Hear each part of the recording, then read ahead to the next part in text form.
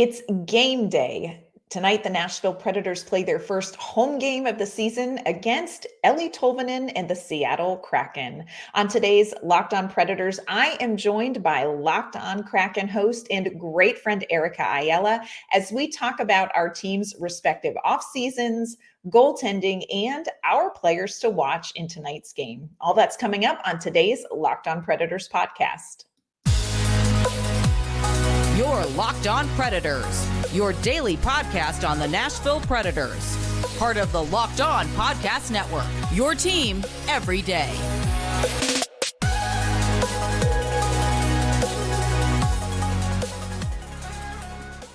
Welcome to the Locked On Predators podcast, and thank you for making us your first listen of the day. We are a part of the Locked On Podcast Network, your team every day. Of course, must start our episode with a special shout out to our Locked On Pred heads, our everyday listeners who tune in and share a part of your day with us. We love talking about Predators hockey with you, and as always, we thank you so much for your support. Also want to let you know today's episode is brought to you by our friends at FanDuel Sportsbook, the official sportsbook of Locked On. Make every moment more. Right now, new customers can bet $5 and get $200 in bonus bets guaranteed. Visit FanDuel.com/LockedOn to get started. I am Ann Kimmel. I am a writer at The Hockey News, and I am usually joined by my partner in crime, Nick Morgan. But today I'm going to be joined by one of my favorite guests, Erica Ayala. Erica is the host of Locked On Kraken, and when she and I get together to squadcast, it is always a great time. Erica and I are going to get you all caught up before tonight's game between the Predators and the Kraken. We're going to talk about the team's two very different rosters, the biggest challenges these teams have carried over into the regular season, and we're going to make some pretty interesting game day predictions. So I am joined now by our great friend, Erica Ayala. She is the host of Locked On Kraken. Erica, you know there is nothing that delights me more than hanging out with you and talking hockey and all the other things that we cover when we get together. It's so good to be back, and I love when we have an opportunity to squadcast. I know, I like to call it squidcast with you, but we'll stick with squadcast. Yeah. Squidcast, squadcast. We're all good. We're all good. So just going to jump right in and get some information from you on the Seattle Kraken. I want to go back a ways. Let's look back a little bit in time. Tell me, were you surprised at all by what the Kraken were able to do in the postseason? And what were the keys to that success that they had? I think they caught a lot of people off guard. Did they catch you off guard? So if you're asking if they caught me off guard in the postseason, I would say no. But I would say that they definitely pleasantly surprised me by being a 100-point team, by having the success that they did in the regular season to get to the postseason. And in particular, bless his heart, Martin Jones was so great and clutch for us. It wasn't always the smoothest ride, but you know what? A win is a win. And Martin Jones was a part of all of those. I know that he, last I checked, he was on the waiver wire and was waived by Toronto. So sad. But so that surprised me more. I had the Seattle Kraken finishing like fifth in the or like at their best, finishing fifth in the Pacific Division, and we finished fourth overall, got a wild card spot. So not so much surprised in the postseason. And if anything, there were some things that I think we did in the regular season that it's the postseason. People are tired. The stakes are raised. And I think that if they had just hit the gas a little bit more, that maybe they could have gotten over the hump in round two. But no, I wouldn't say I was surprised in the postseason, but definitely in the regular season. Yeah. So you mentioned Martin Jones. There are some changes that have happened to this roster over the offseason. Walk us through what are some of the biggest changes with the Seattle Kraken roster, and how do you see that kind of playing out into 2023-24? I think another thing that was a big storyline for the Seattle Kraken last year was that our quote unquote fourth line was actually our most steady and productive line for a decent amount of that first half of the season. And so when we're talking about changes, we, much to my disappointment, didn't really activate as much as I would have liked to in the last 2 free agency periods. Ron Francis, our general manager, definitely is taking a more conservative approach. So we didn't see big splashes there. But what we did see is some exits, some pretty key exits that I think with just 1 game in, I think we're going to have to figure out how the chips fall. But effectively, our 4th line, Ryan Donato, Morgan Geekie, and Daniel Sprong no longer with the team. And if you are a listener of Locked On Kraken, hey, Locked On Kraken listeners, then you know that I did some quick math. This is before all the boy math, girl math thing was a thing. So we started the trend. I don't know. But we did some quick math on Locked On Kraken and calculated the goals and overall points that those 3 offered, and then the points that players like Kyler Yamamoto, Brian Dumoulin, and Pierre-Edouard Bellemare were bringing in, and we are negative points just going off last season. And so that was a concern for me. That being said, we're also plus a healthy Andre Burakovsky. We're plus an entire season with Eeli Tolvanen. So will it balance out? We don't know yet, but those are just some of the things that, looking as we were heading into preseason, that were some things that I was focused on. And we mentioned Martin Jones. Another thing, and we were talking a little bit off air about this, is that I've been saying at Locked On Kraken that the goaltending competition not only was likely going to be very high, but absolutely needed to be. We really needed to push to see who were going to be our 2 netminders. Philip Grubauer was great for us in the playoffs. Huge. And massive. And we saw Martin Jones peter out a little after his early work. And then we saw Joey Daccord, and we talked about this on another Squadcast when we were talking about AHL hockey. Joey Daccord was amazing for the Firebirds. And here we are, 1 season in, and it's Philip Grubauer and Joey Daccord, and Chris Drieger, coming off his ACL injury and surgery, was put on waivers and now is with the Coachella Valley Firebirds. Yeah. So how do you see, talking about Grubauer and talking about, not Donato, I'm sorry to bring that up, Daccord. I'm sorry. Donato. I know. Joey Daccord, how do you see them splitting time? Is it like a 1A, 1B? Do you have a clear starting goaltender? How is that all going to pan out for the Kraken? It's a great question. I think coming into the season, the presumption is that, especially after his performance in the postseason, that this is Philip Grubauer's net, and that Joey Daccord brings an exciting, younger, kind of fun game alongside that. I don't think that we're going to necessarily see an equitable split, or I should say that's what I thought before our first game of the season. And I can probably get into why I have maybe some reservations, but my gut is we're only 1 game in, so we're talking super early returns, super small, as in almost a 0 sample size. But I do think we'll see Philip Grubauer in net the most, and then Joey Daccord here sparingly, particularly that we don't have too many back-to-backs or kind of short turnarounds, but in situations like that where the teams may be on the road for an extended stretch, I think we'll see that's probably when Joey Dax will get his time. And you would do it differently? Go ahead and put it out there. You seem like maybe you have a different idea. Yeah, I think it's a little bit touch and go for me. Right now, where I'm at with the Seattle Kraken in goaltending and really everything else is, and I've been saying this on the show, we have to have a tight leash. And I do think that Ron Francis is on board with that, more so than we've seen in years past. But this is a team that made it to the second round of the playoffs. That was 1 win away from the Western Conference Finals. And no one thought we would be there. So there's a lot of pressure. And I believe it was Vince Dunn that said there's even kind of internalized pressure from the team to really want to move forward. The team is not thinking like, look at us, we made it to the second round in year 2. They're like, we lost in game 7.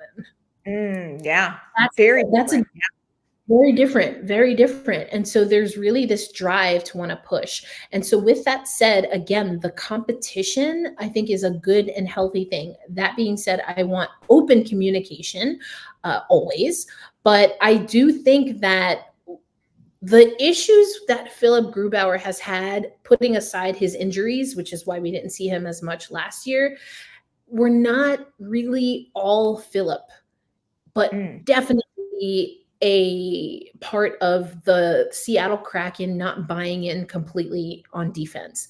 And again, early returns, we only have one game, but if I'm being honest, I started to see a little bit of that Seattle Kraken, as opposed to an all-in by committee with great forechecking, which was really our bread and butter last year.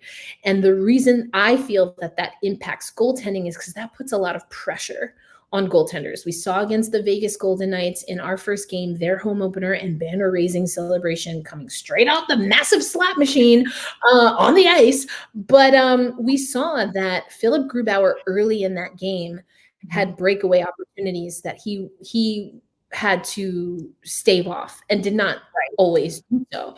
I don't think that's fair to a goaltender, and that has to come from more discipline from the skaters. And so that's why I do think that a more equitable split, if we see that version of the Seattle Kraken, would benefit the team overall, but especially kind of how Philip Grubauer and his overall demeanor is. I think he needs a little bit of a break from that sometimes. And if I'm being honest, I think he has earned and deserved a little bit of a break, a reprieve. Like, oh, they don't have their things together. No, thank you. I will sit here and open the door. I love that. I love that. Yeah, something to be said about that for the goaltender getting what he deserves. I have to bring up a player. You mentioned him in passing. You know, it is the Voldemort of the Nashville Predators, Eeli Tolvanen. Predators fans absolutely love this young kid. Of course, placed on waivers. It was a huge to-do. It will always be a huge hitch in the giddy up here in Nashville. Saw him really kind of flourish with the Seattle Kraken. What do you expect to see from him this season? How do you think Dave Hakstol views him, and how might he use him this season? Break it to us gently. Well, if you are truly Eeli Tolvanen fans and on board with him being happy and just playing with joy, then I think you would have been very excited to see him at preseason. He was jovial, he was having fun, but also shooting the lights out of the puck. Like, he looked in great form. I said this to our subtext group last night watching the game. His line with Bjorkstrand and Yanni Gourde, Oliver Bjorkstrand and Yanni Gourde, it looked the most, game ready to me last night and throughout preseason. I think Eeli Tolvanen, and like you said, I alluded to this, and it's actually something Ron Francis said. He's like, Ron said to media, I'd be lying if I felt we were exactly where we needed to be, which I was like, yes, Ron, please tell the truth. Because I feel this way too. So justification, I know what I'm talking about on Locked On Kraken. But then he mentioned explicitly that one of the things that the Seattle Kraken did not benefit from last year was having Eeli Tolvanen for the whole season. So there's because there are some new players that we're bringing into the mix, not on his line, but it's a little bit less of a culture shock, of a transition. There's a little bit of job security. He's playing with players that he ended the season playing with. And he just looked light. He looked fun, like he was having fun. He was having a good time. And so I do think that there are some expectations for what effectively has been lining up as our third line. And similar to what I was saying about our third kind of fourth line, but the Sprong, Geeky, and Ryan Donato line, and they kind of jumped around depending on what was happening. I think that we're going to see some pretty heavy productivity from that third line. And I think that opens things up for Eberle, Beniers, and McCann. And so I think that, Yanni Gourde's such a grinder. Eeli Tolvanen, just a freaking wicked shot. And Bjorkstrand, such great ice vision. He knows how to set up plays very well. And so I really do think that Tolvanen will thrive, and that line will thrive. Okay. You really did give it to us straight, Erica. And look, I think so much of hockey and life is being in the right place at the right time. And it just sounds like Eeli Tolvanen has found his right place and his right time. Hopefully it will not cost the Nashville Predators tonight, but bless him in all his other 80 endeavors as he goes forward. Fair. So coming up, Erica is going to turn the table. She's got some questions about a very different looking Nashville Predators roster. We're going to talk about that coming up here in just one moment.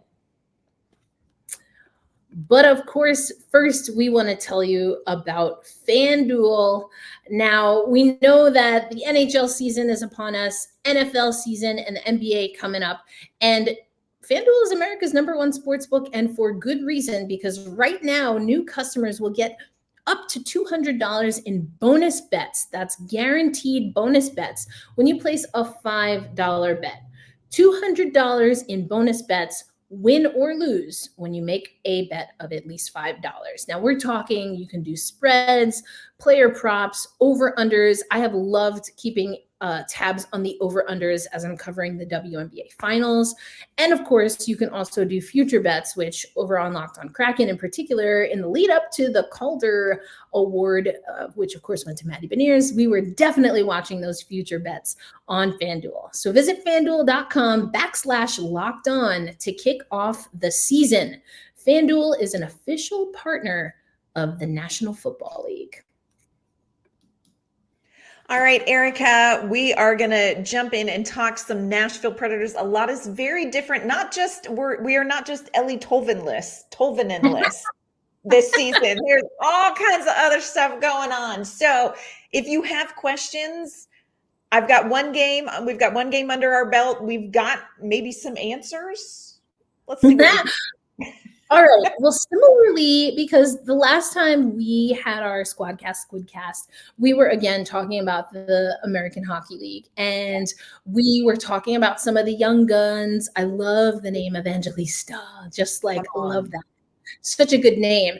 But we were talking about how the Nashville Predators were kind of in a position where, from the outside looking in, it was like, how are we going to maneuver some of maybe these more seasoned players, maybe make some space for the young guns? And then, of course, there were some moves. We did not have many in the offseason, but the Predators did. So what's the state of the franchise? I know you've already had one game, but what was the state of the franchise coming into this season with finding that good balance of young blood, but also enough experience to really be competitive?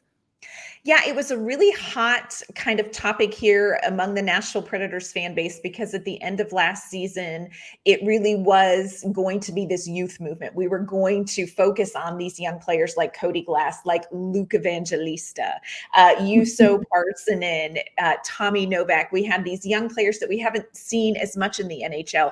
And then new general manager Barry Trotz went out and signed these veterans, Ryan O'Reilly, Luke Schenn, and Gustav Nyquist. And so it kind of left this question of, are you really making space to develop these young players that you've been talking about? And so it's been a very interesting training camp of watching how that balance and how that mix is coming together, because what we're seeing the veterans come in and they're taking a leadership role, like Ryan O'Reilly named an alternate captain.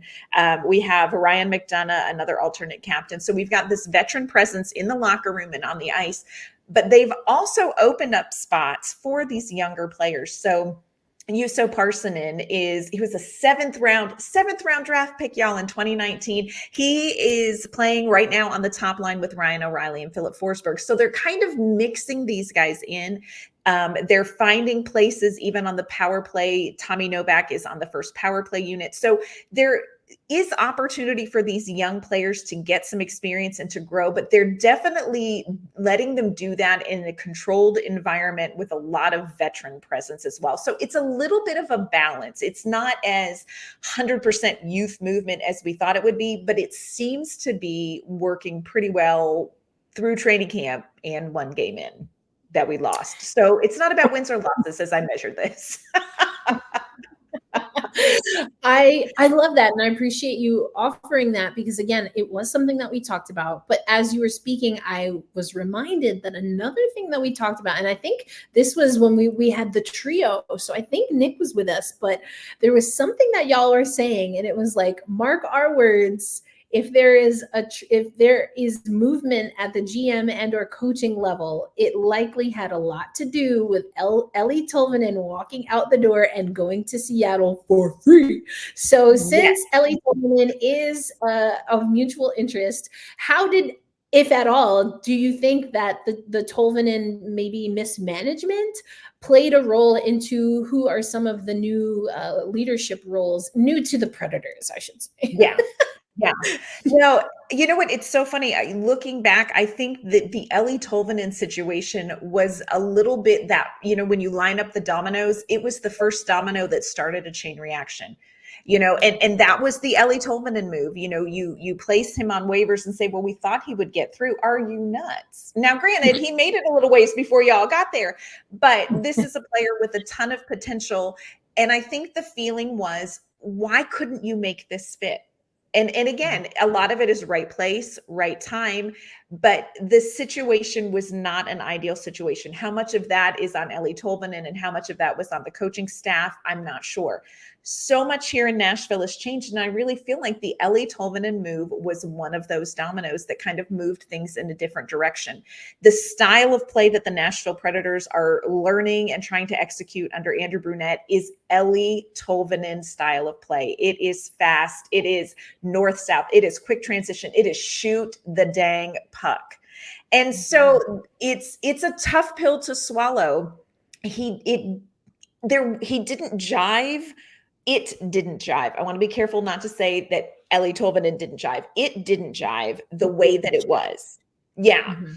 But the way things are now, I think that there is a lot of regret, because I think now under Andrew Brunette and with these younger players and with a completely new system, this would have been a place where Eeli Tolvanen could have thrived in his style of play. But, God go with him every day but tonight.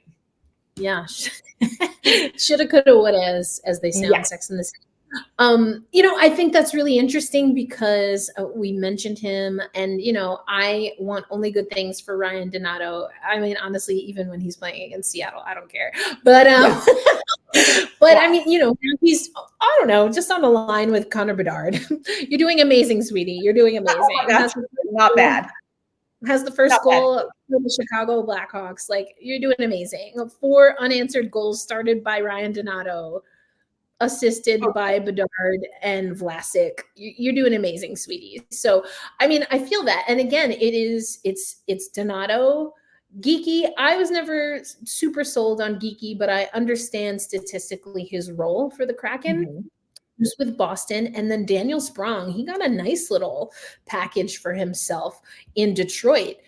But what the difference is, especially with Sprong, definitely didn't agree with Donato, because he has that, as he once said, that piss and vinegar. He scored a goal the other night by being just peppering, being in the crease, like just being like a menace, a nuisance. Yeah. And I sometimes feel like that physical game, not just like throwing elbows and dumping people's faces into the glass for no reason. He had that. And I don't know that the Seattle Kraken really have that without him. If anything, we needed more. So I completely understand that. We have not made any changes at the top. In fact, we've extended Ronnie Francis and Dave Hakstol, which I do think was the right choice.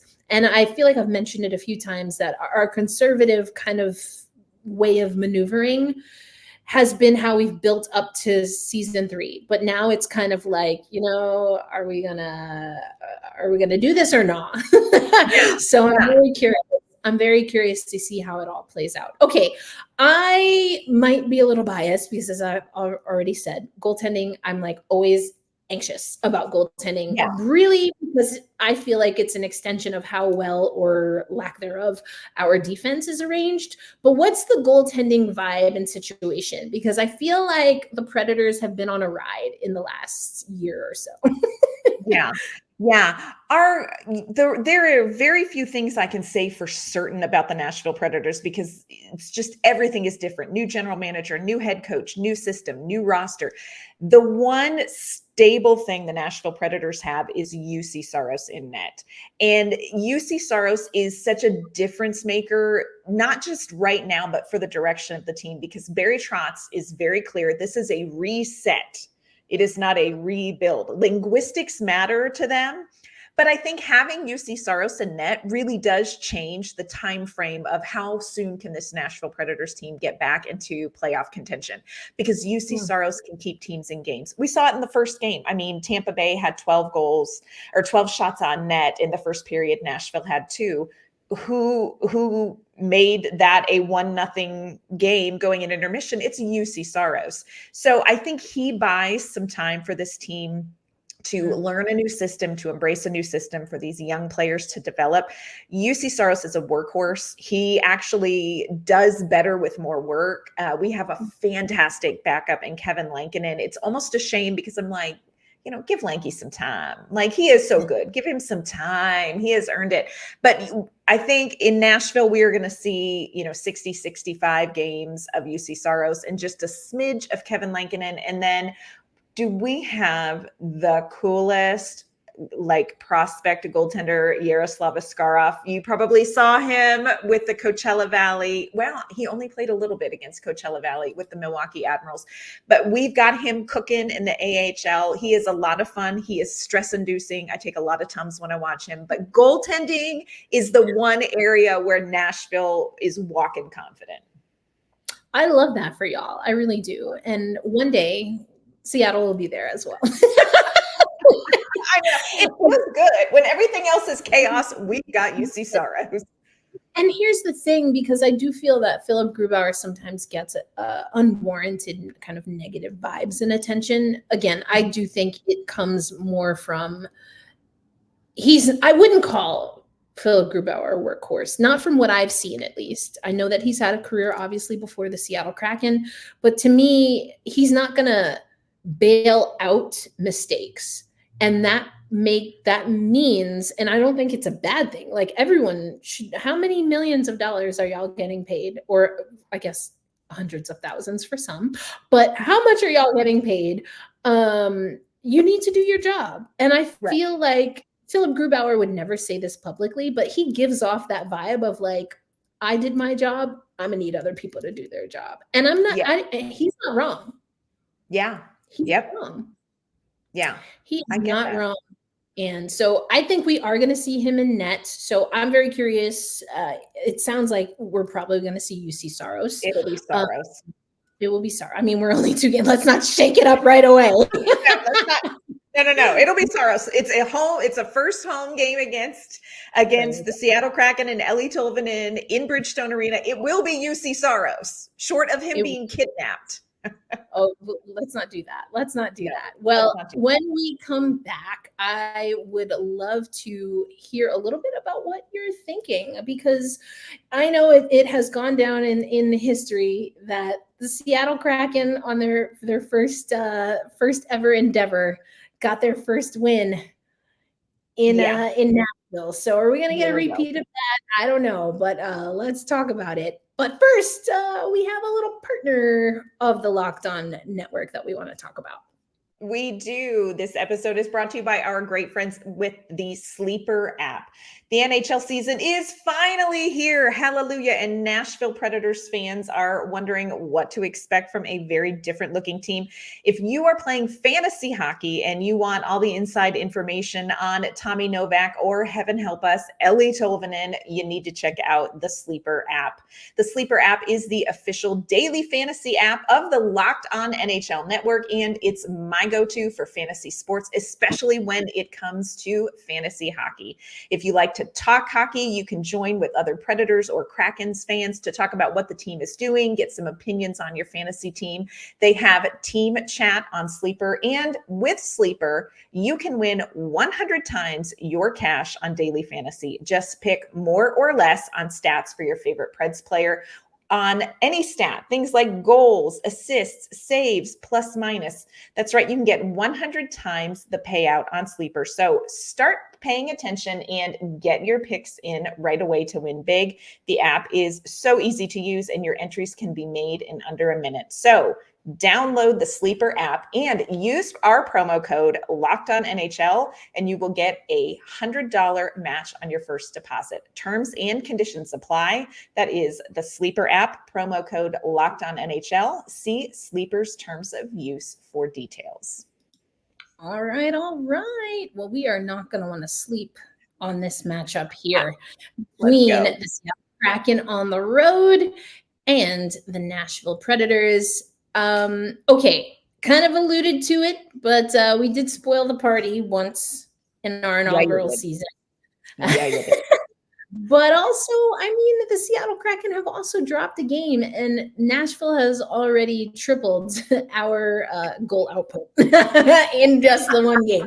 We just had the one. It was just Jared McCann. So I played this little game where I have these fun little buttons that I got at preseason. Here's a group for those who may not know. It was a German gentleman. Love that. So in a minute, I'm going to pick, there's only a few players in here, but we're just having fun with it. I'm going to let this little baggie decide who the player of the match is going to be for Seattle. But before I do that, and who do you think will be the player of the match? And it can be who you think will be or who you think needs to be the player to step it up, get the dub at home.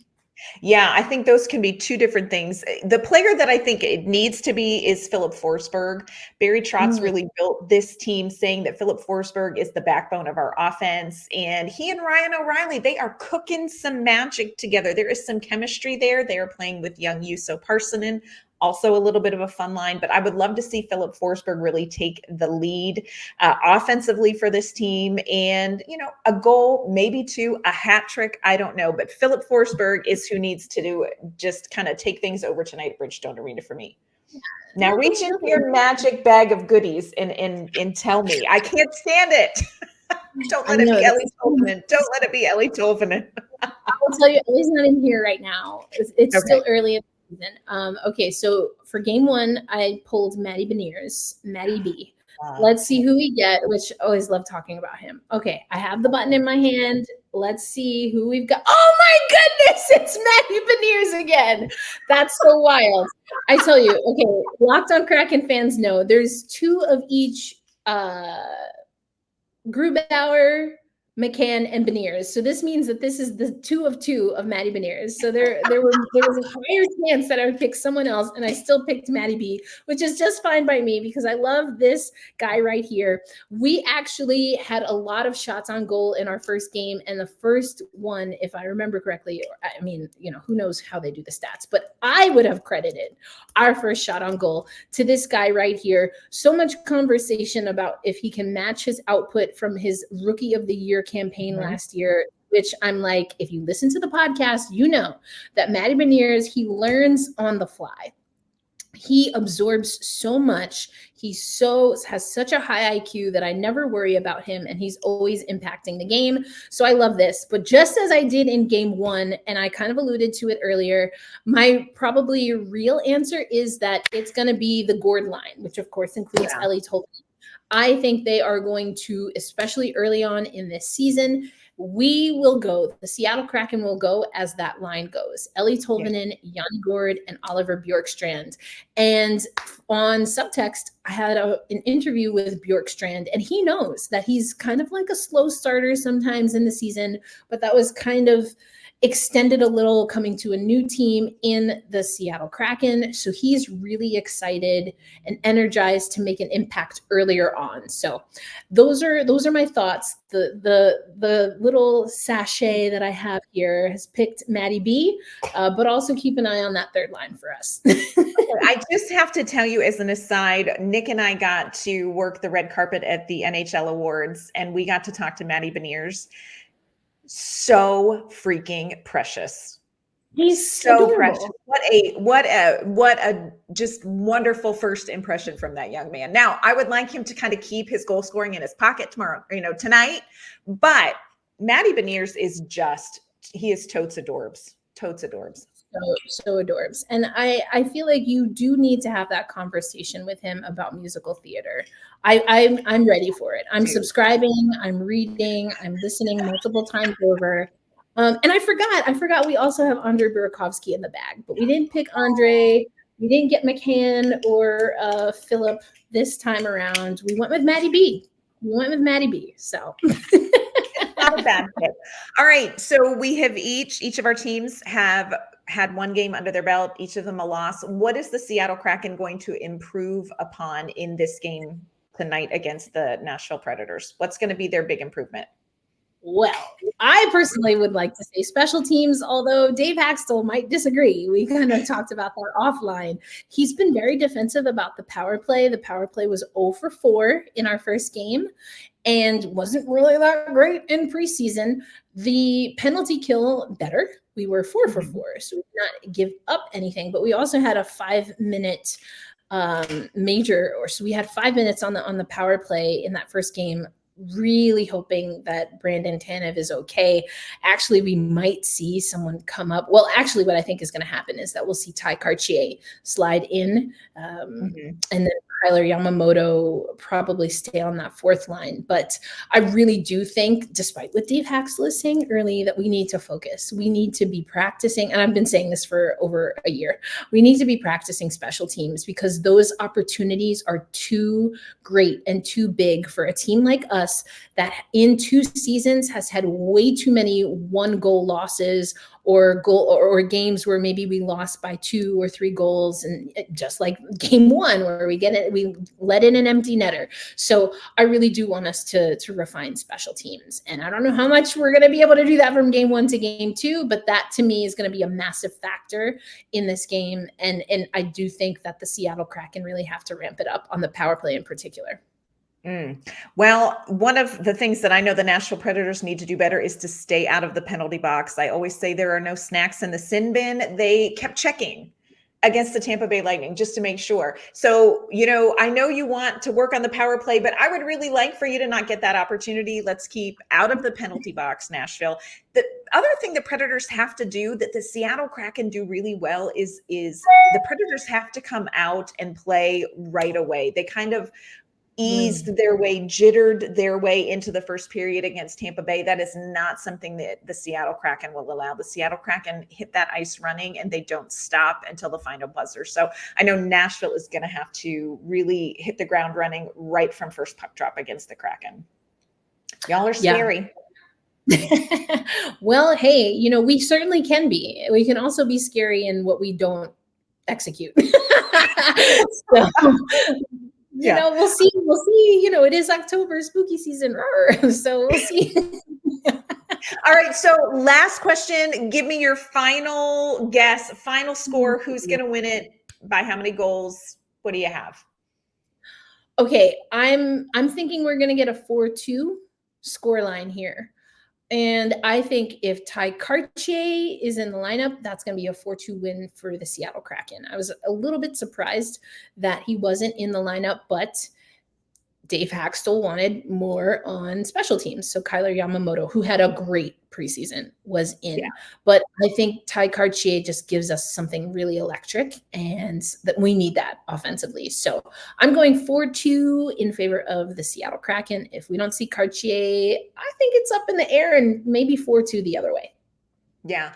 So funny that you say 4-2 because I actually was thinking 4-2 as well. Hopefully, I think the Nashville Predators, if they can bounce back, if they can do what they know they need to do right out of the gate, I also think it will make a difference that they're playing at Bridgestone Arena, which I know it didn't in that other time. We gave you that first win. You're welcome. Hospitality in the South and all that. But I do think first game in Bridgestone Arena for players like Ryan O'Reilly, Gustav Nyquist, Luke Shen, I think the environment is going to fuel that.